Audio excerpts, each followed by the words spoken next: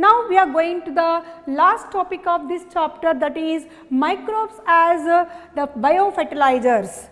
Microbes as biofertilizers, right. The term fertilizer means which will enhance the fertility of the soils. Normally it is the first. Van Liebig is an organic chemist who first declared that the nitrogen containing organic compounds, organic as well as inorganic compounds like urea and other, they are used as fertilizers to enhance the fertility of soils. But the same drawback like when you are using chemicals as pesticides. So excessive use of fertilizers also results in the pollution and also the eutrophication of the stagnant water bodies like lakes and ponds. So in order to control this pollution, then organic farming is implemented. Organic farming is first revealed by the scientist Albert Howard. He is an English botanist. He first revealed the importance of organic farming, which will utilize only the green manure and other fertilizers which are natural, so that the fertility of the soil can be increased, so that we can control the side effects of the chemical fertilizers and we can reduce the use of these chemical fertilizers, right. But in this concept we are learning about how to use microbes as biofertilizers. The most common biofertilizers are, commonly which organisms are used as biofertilizers? It involves fungi, bacteria and cyanobacteria. Fungi, bacteria and cyanobacteria, these are the microbes which are also used as biofertilizers. Let us know about these biofertilizers. First we are going to learn about fungi. Fungi, you know very well that some of the fungi will form symbiotic association with roots of higher plants. This symbiotic association is called as mycorrhiza. It is called as mycorrhiza. And these mycorrhiza will help the plants in providing more amount of water and minerals. And now how they will benefit each other? Here, because of mycorrhiza, the plant will obtain, the mycorrhiza will enhance absorption of phosphorus. So mycorrhiza will help the plant in increasing the absorption of phosphorus and provide to the plant, and also increase the surface area of absorption,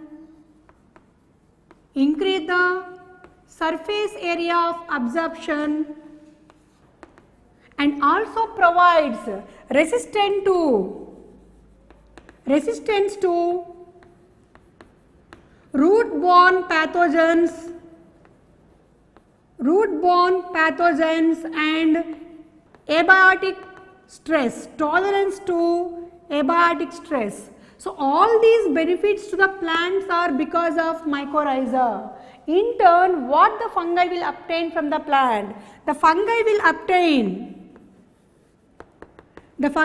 obtain shelter and nitrogen containing substances as food material.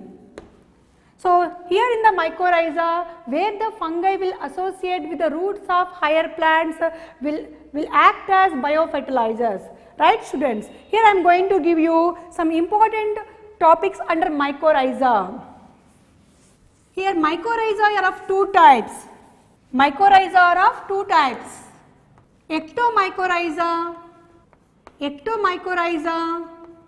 and endomycorrhiza.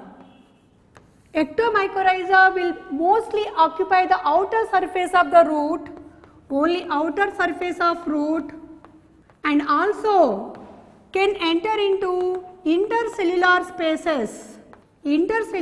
spaces of host root cortex. only cortex, but never disturb the host root cells.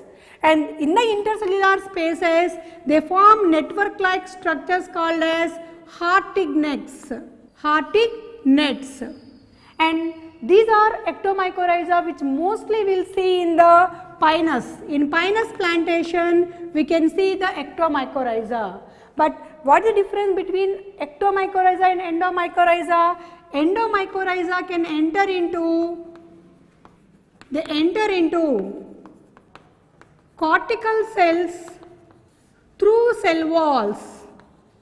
They enter into cortical cells through cell walls, means whatever the area which is required for their entry, that area only it will disturb, but not the remaining area. It won't damage the host root cells. And these mycorrhiza, ecto and endomycorrhiza, both are useful in providing the plant all these benefits.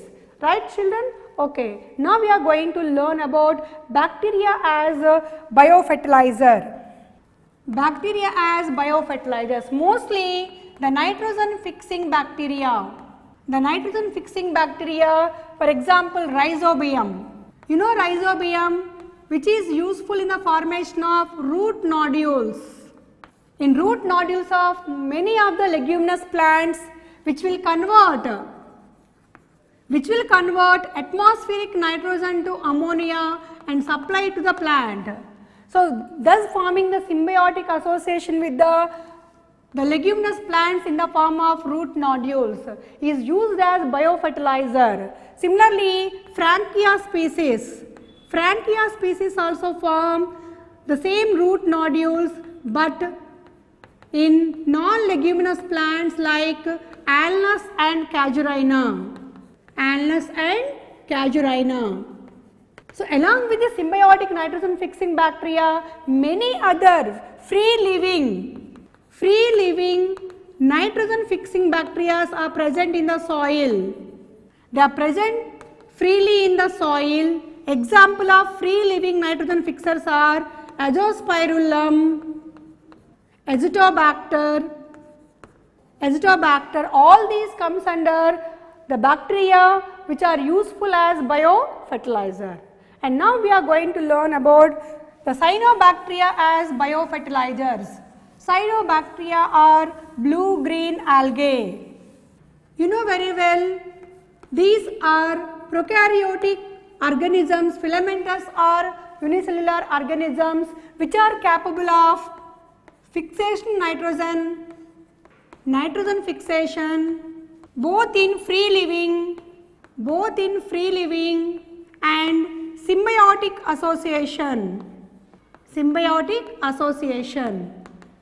And especially they are having specialized thick walled cells called as heterocysts, where the conversion of nitrogen into ammonia will occur, and these are the organisms which are mostly useful as biofertilizers.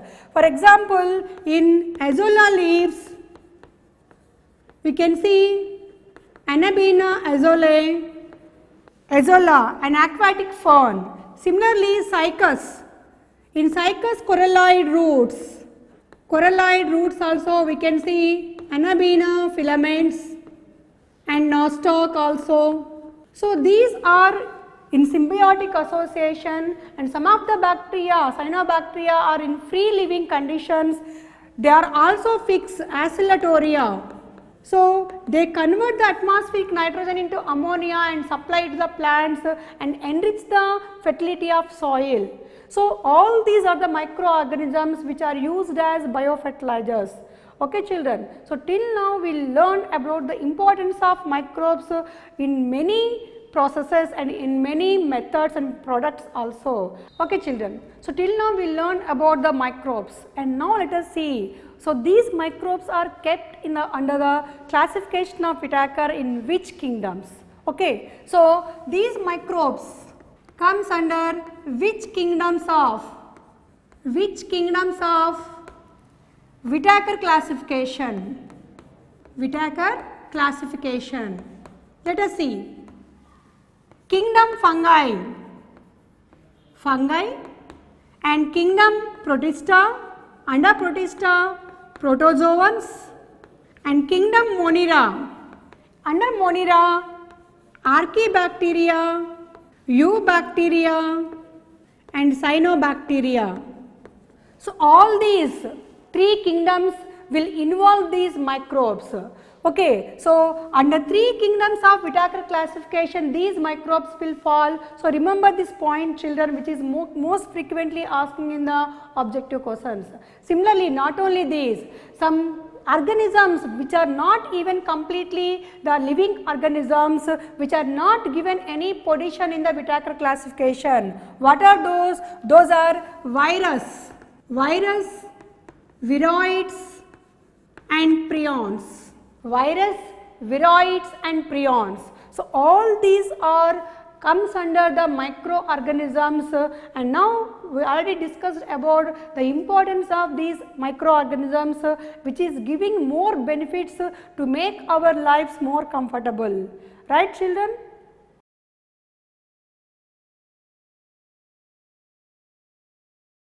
That is strategies for enhancement of food production. Of course, children, it is very essential for the NEET program for the objective sake, not only for the application level questions and also for memory based questions and recall type questions. And minimum 2 to 3 questions will come from this chapter. Let us see what are the important subheadings under this chapter. Here we are going to learn what is meant by plant breeding and steps involved in the conventional plant breeding, green revolution and its achievements, plant breeding for resistance to pathogens. Pathogens means disease causing organisms like viruses, bacteria and fungi, and plant breeding for resistance to insects and pests which also damages the food crops. And the next subheading under this chapter is plant breeding for improved food quality, and finally the importance of production of single cell proteins by using the microorganisms. And last topic under this chapter is tissue culture, which is also called as micropropagation, where we can produce large number of plants in a short area within short time. Right, students? Let us start our topic with the introduction to this chapter. Okay, students, before going to learn about this chapter, let us see what is meant by biology. You know very well what is biology. It's a science dealing with living organisms. Science of life is called as biology. Of course, it's the youngest of all formalized disciplines of natural science. It is considered as youngest of formalized disciplines of natural science. Of course, you know that biology is the most ancient branch of science, which is first evolved in the time of early man, but the development of this is after the development of physical and chemical sciences, because in our daily life the application of physics and chemistry is more visible when compared to biological knowledge. But of course, at the centuries, at the time of 20th and 21st centuries, at the time of 20th and 21st century, application of biological knowledge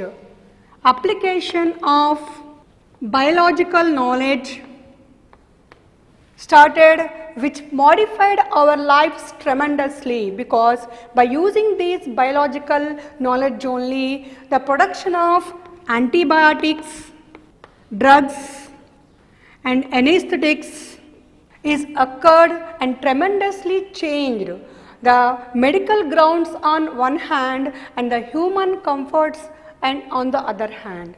Let us see, before going to the chapter, let us learn about the great Indian scientists who contributed maximum for the process of green revolution. You know very well who is that scientist. He is none other than M.S. Swaminathan. Let us see about his contributions. M.S. Swaminathan Monkambu Sambasivan Swaminathan, who born in the month of August 1925 at Kumbakonam in Tamil Nadu, and he completed his graduation and post-graduation at Madras University, and he worked in different capacities in large institutes not only in India and throughout the abroad also, and he developed many organizations in the branch of biology. He developed.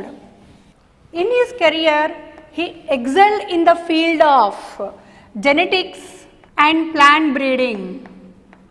He excelled in the fields of genetics and plant breeding, and after the establishment of School of Cytogenetics and Radiation Research in IARI, after the establishment of School of Cytogenetics and Radiation Research in IARI, Indian Agricultural Research Institute at New Delhi, enabled his team and him to develop the development of short yielding varieties of wheat, maize, and even scented basmati rice. And he also developed the crop cafeteria, crop scheduling, and genetically improved varieties of crops, improved varieties in yield and quality,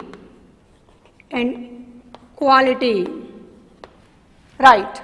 And after his collaboration with Norman E. Borlaug, a Mexican scientist, after his collaboration with Norman E. Borlaug, he is the director of International Research Improvement of Wheat and Maize. He culminated the Green Revolution, a sudden enhancement of production of food to supply food for each and every people throughout the country. And by introducing the Mexican varieties developed by the Norman E. Borlaug, he imported Mexican wheat varieties into our country and modified them by radioactive radiations and improved the production of wheat and rice in our country, and he supported the supply of food for each and every person in the country in the period of after Second World War, after independence. So because of all these efforts, he was given award with Padma Bhushan Award and many prizes and medals from different institutes of excellence. Right, children? So it is about our great Indian scientist who regard as father of Indian Green Revolution. Father of Indian Green Revolution. Okay, children, let us see what is meant by plant breeding. So in the ancient time, in the early days, the traditional or conventional breeding programs, traditional cultivation practices produces a very limited content of food grains which is sufficient for those population in the days. But the increased population size, day by day, the increased population size, because of this problem, whatever the food content produced by the traditional agricultural cultivation practices is not sufficient for the population as well as all the living organisms. Hence, there is a need to improve the production of the crops. So, the scientists at that time started by improving the agricultural practices improving the agricultural practices and increasing the acreage, but still there is limited production of the food supply, which is not sufficient for the continuously growing population. Hence, an alternative method has to identified or has to developed by the scientists. It is none other than the process, the technology called as green revolution. So, green revolution is the technology of producing high quality and high quantity food by using improved varieties, improved plant varieties. And after independence, in the mid of 1960s, there is a great enhancement in the food production, not only to sufficient the national requirement, but also even started export to the other countries. It is because of green revolution only. And how this green revolution is possible, children? It is because of production of the improved plant hybrids. It is because of production of improved plant varieties, both qualitatively as well as quantitatively, by plant breeding programs. So, ultimately the green revolution is possible by the plant breeding programs only. Let us see what is meant by plant breeding. So, what is plant breeding, children? Plant breeding is a purposeful application where we can produce new plant types.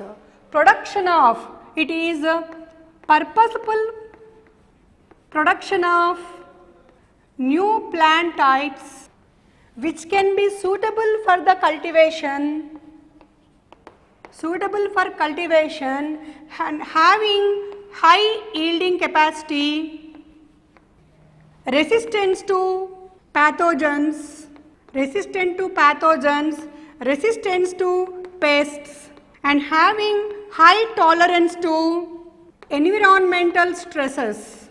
This plant breeding program is not a new technique, children. It is an age-old process which dates back about 9,000 years to 11,000 years.